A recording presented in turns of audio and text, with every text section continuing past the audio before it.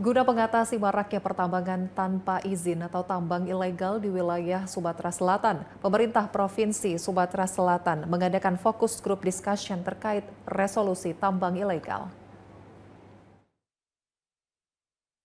Maraknya pertambangan tanpa izin atau ilegal, khususnya di wilayah Sumatera Selatan. Salah satunya dikarenakan masyarakat terkendala dalam hal pengurusan perizinan, sehingga perlunya sosialisasi kepada masyarakat terkait tambang ilegal. Dampak negatif dari penambangan ilegal berpotensi terjadinya erosi dan longsor yang dapat mengancam keselamatan jiwa.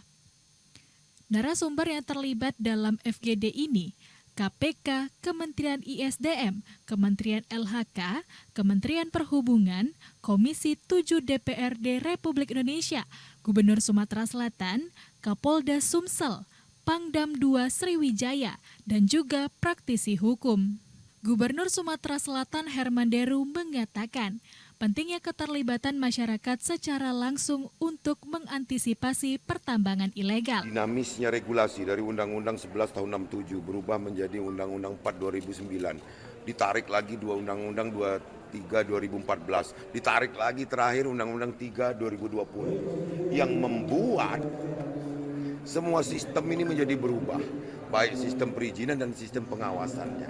Nah ini ada yang tertinggal lagi, bagaimana rakyat, keterlibatan rakyat secara langsung agar tidak ilegal. Nah ini yang perlu kita bedah di dalam FGD ini untuk dijadikan sebuah rekomendasi yang telak sifatnya.